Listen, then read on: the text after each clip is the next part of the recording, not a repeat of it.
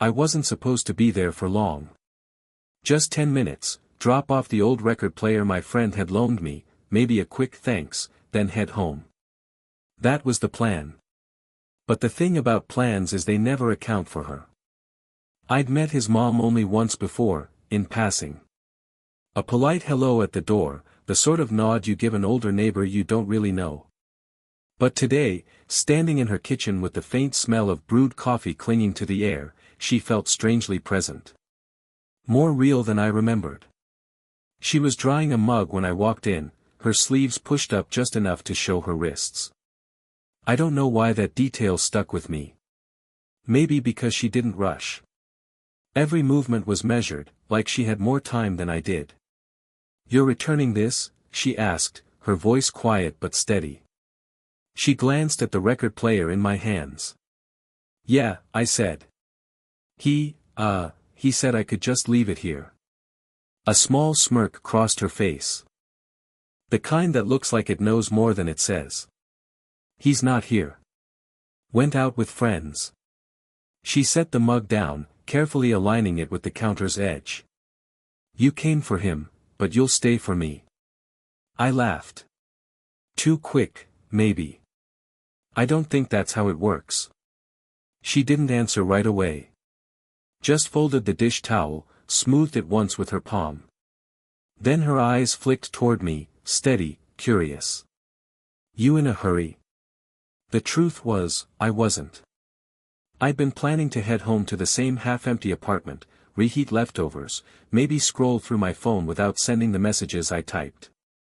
Most nights looked the same, silence filled with little pauses. The kind where you're not lonely enough to say it out loud, but just enough that you notice. So I stayed. The kitchen felt warmer than it should have. I leaned against the counter, set the record player down, and tried to find something to say that wouldn't sound forced. "You always drink coffee this late?" I asked. She lifted the thermos from the counter and gave it a little shake. "Keeps me awake. Not that I need it." Her smirk softened into something closer to a smile. "You. Only if I'm trying to finish something. Or, avoid finishing something." That made her laugh, a quiet sound.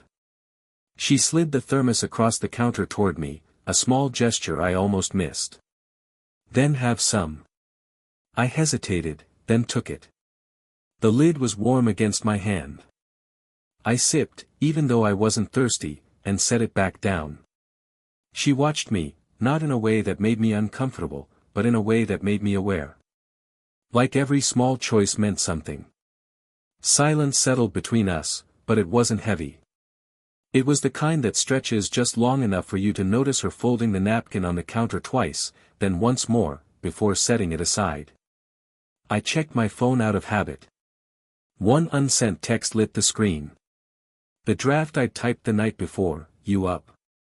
Never sent, never deleted. I locked the screen quickly, like she might somehow see it. "You looked like you were about to say something," she said. I shook my head. "Just, nothing important." But the truth was, something about the room made me want to. Before I left, she walked me to the door. I said the usual, "Thanks, tell him I dropped it off." She nodded, her hand resting lightly on the doorframe, like she wasn't in a rush to close it. When I reached the end of the walkway, my phone buzzed. A message. Not from my friend. From her. "Next time, don't come just for him." I stopped walking. Read it twice. And for the first time in weeks, I didn't feel like going home. The next time I saw her, it wasn't planned. I'd stopped by to grab a jacket I'd left at my friend's place. He wasn't home, again. She opened the door instead, barefoot, holding a mug of tea. For a second, she looked surprised. Then her expression shifted, like she'd already decided something before I even spoke. "He's out," she said. "You keep showing up when he isn't." I scratched the back of my neck, embarrassed. "Bad timing, I guess." Her smirk softened into something almost kind. "Or maybe not." She stepped aside, and I found myself inside before I'd thought of a reason to say no. The living room was quieter than the kitchen had been last time. She motioned toward the couch, set her tea down on the coffee table. I sat, feeling like I should keep my hands folded, my back straight. She didn't rush to fill the silence. She let it stretch until the ticking wall clock felt louder than it should. "You don't talk much," she said finally. "I do. Just, not always out loud." That made her laugh, a quiet, low sound. She leaned back, tucking one leg under herself. For a moment, she didn't look like my friend's mom. She just looked, tired, maybe. But in a way that drew me in. "I used to be like that," she said. "Always keeping things in. My ex hated it. Said it was like living with a locked door." I glanced at her, unsure if I should say anything. But something about the way she stared at her mug told me she didn't need me to. She was telling me for herself as much as for me. "You don't seem locked," I said quietly. Her eyes flicked toward me, steady, unreadable. "You don't know me." She was right. And yet, sitting there, I felt like I knew something no one else noticed: her pauses, her smirks that weren't quite jokes, the way she folded her napkins too neatly. That's when the risk came back to me, sharp as a warning. This wasn't just a woman. She was my friend's mom. Twice my age. A story I wouldn't even know how to tell if someone asked. But I didn't move.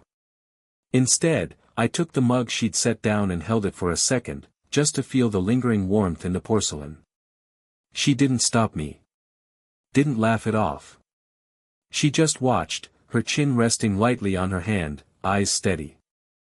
I set the mug back down and leaned back, mirroring her without meaning to. The silence felt different now, not empty, not loud. Just waiting. She shifted closer, only slightly, like she was reaching for the tea again. Her hand brushed mine in the space between us. A small touch. Nothing more. But it landed heavier than any word she'd said. And I couldn't pretend I didn't feel it. I told myself I wouldn't stay long this time. Just drop off the book I'd borrowed. Keep it simple.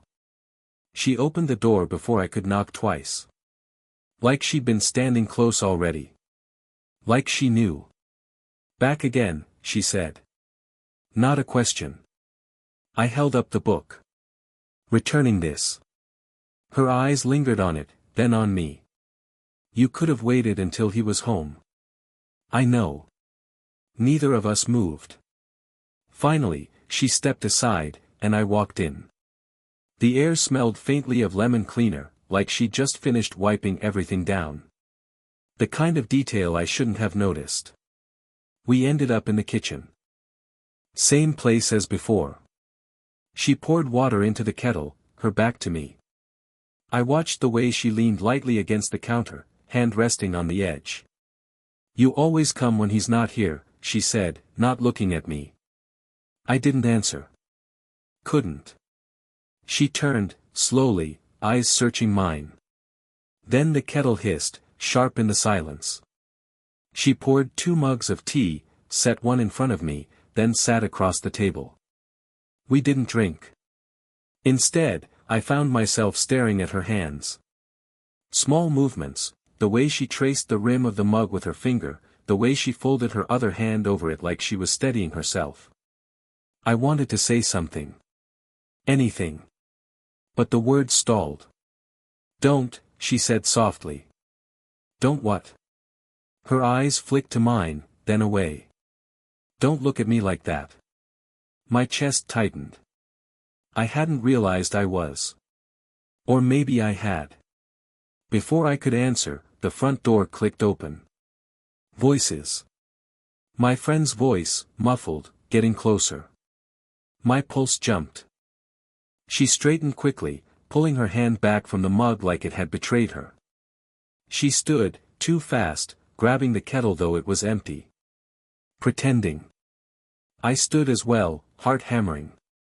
He walked in a moment later, tossing his keys on the counter. "Hey," he said, barely glancing at me. Didn't know you were here. Just dropping this off, I said quickly, holding up the book again like a shield. He nodded, distracted, already pulling out his phone. He didn't notice the tension. Or maybe he chose not to.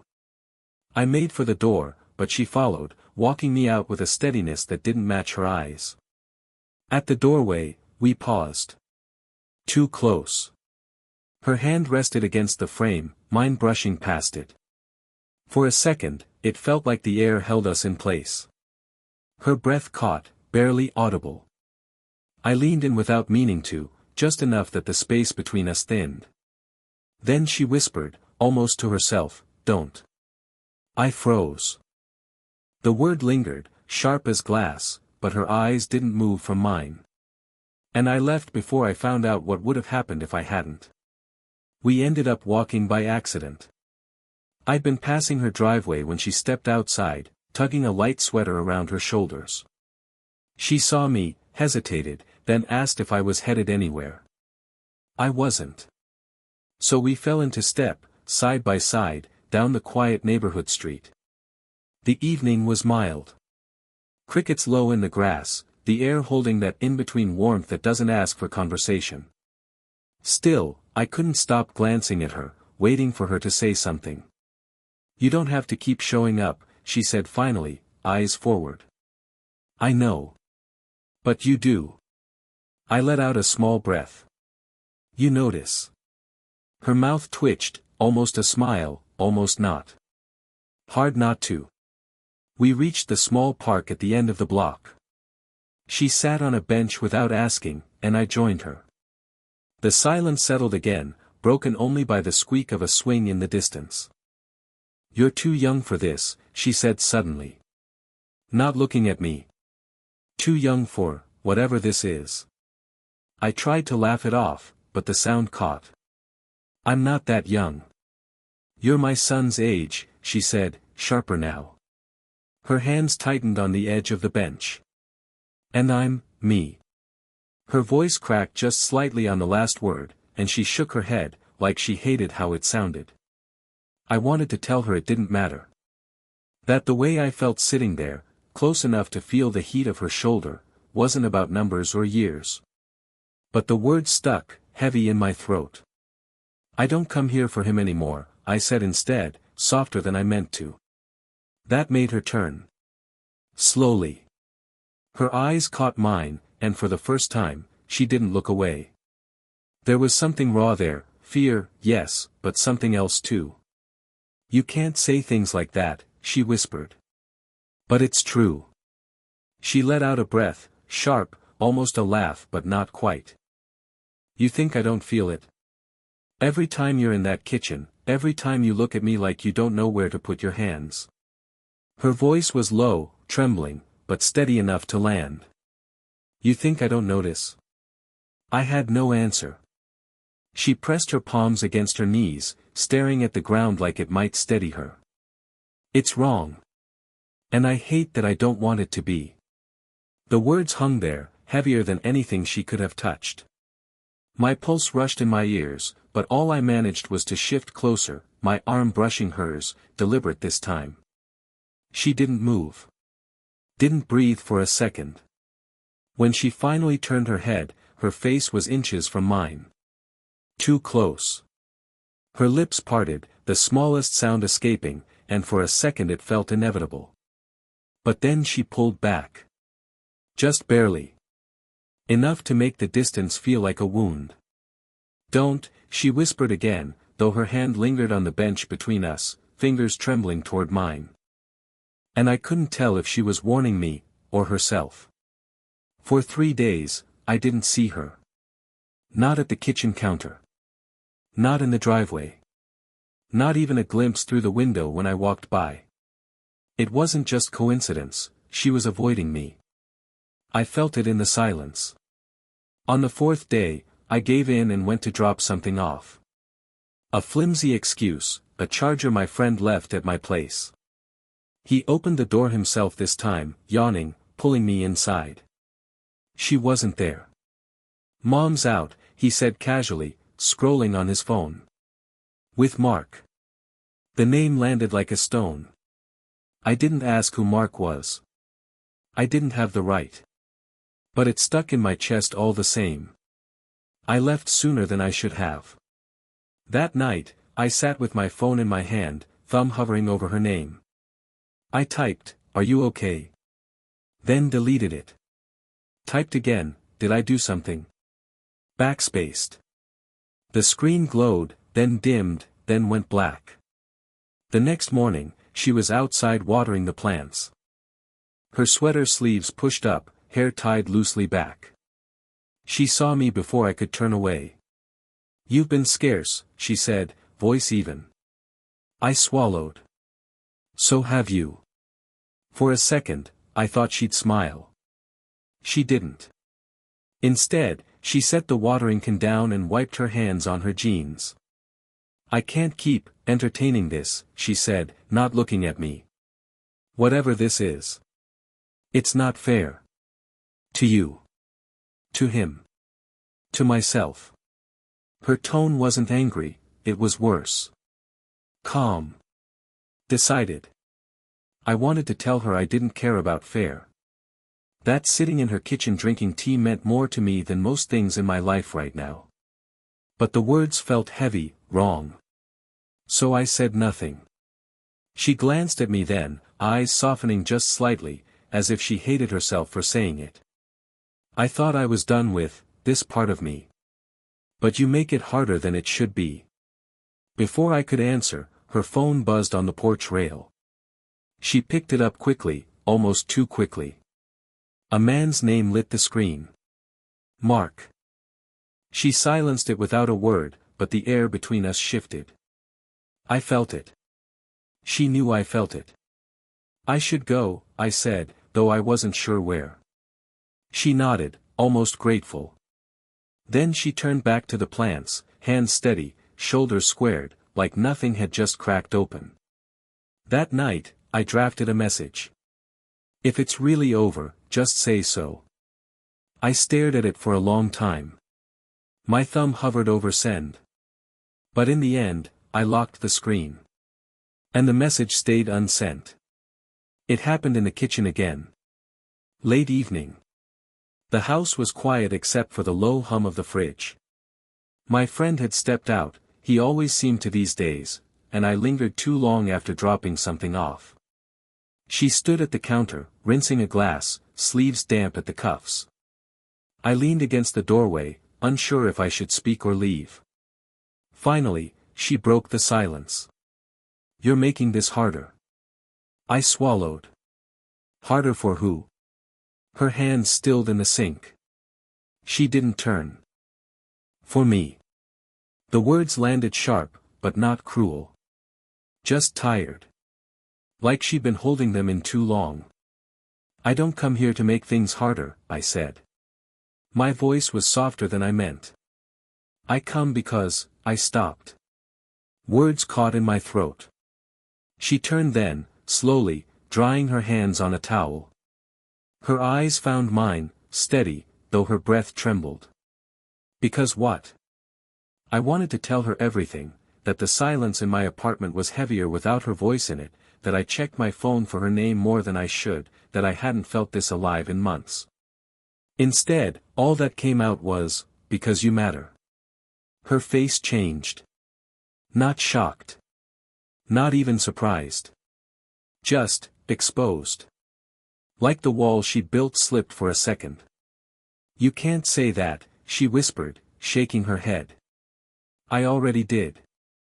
We stood there, the space between us too small, too big. She pressed the towel into her hands until her knuckles whitened. "You're my son's friend," she said, her voice breaking just slightly. "I shouldn't even let you stand here like this." "Then tell me to leave," I said. Silence. The fridge hummed louder. A clock ticked somewhere in the hall. She closed her eyes for a moment, like she was searching for strength. When she opened them again, there was something softer there. "I hate how much I want this," she admitted.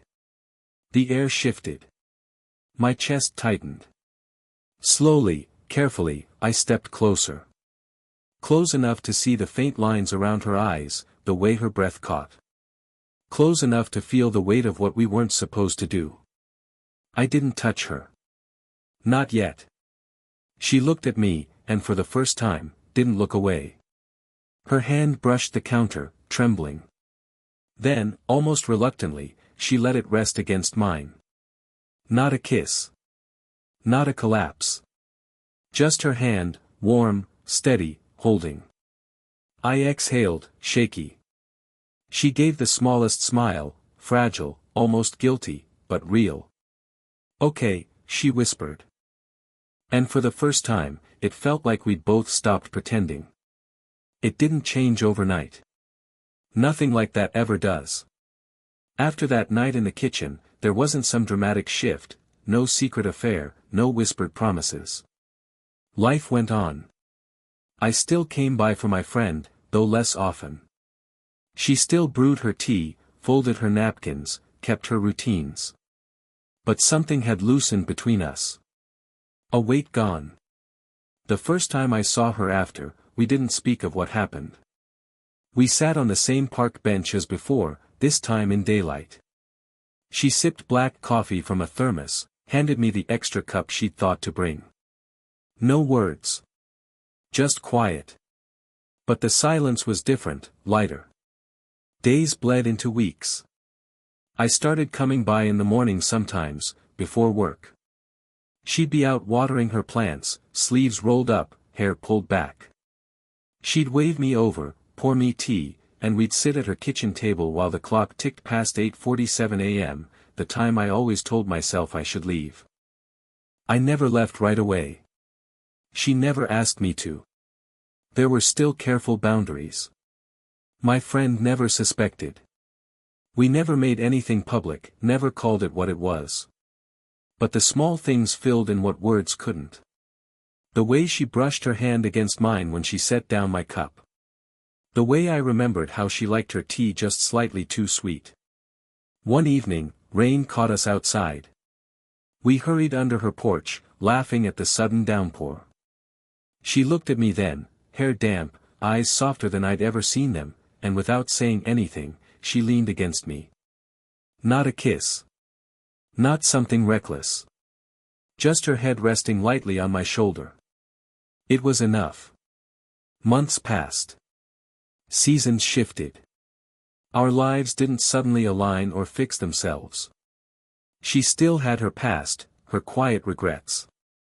I still had my restless uncertainty, my starts and stops. But we kept finding each other in the spaces in between. Not a grand love story. Just a real one. One morning, I caught her watching me as I stirred my coffee absent-mindedly, folding the napkin between my fingers like I'd seen her do. She smirked, that same knowing curve of her mouth from the first night I stood in her kitchen. "You've picked up my habits," she said. "Or maybe you've picked up mine," I answered. She laughed quietly, shook her head, and reached for my hand across the table. No words needed. That was us. Not loud. Not perfect. Just enough. And I realized then that love doesn't always arrive like thunder. Sometimes it lingers like steam from a cup, soft and persistent, shaping itself into your routine before you notice. We sat there a while longer, sipping tea gone cold, the morning stretching on. When I finally left, she whispered just loud enough for me to hear, "Next time, don't wait so long." I smiled. Because we both knew I wouldn't.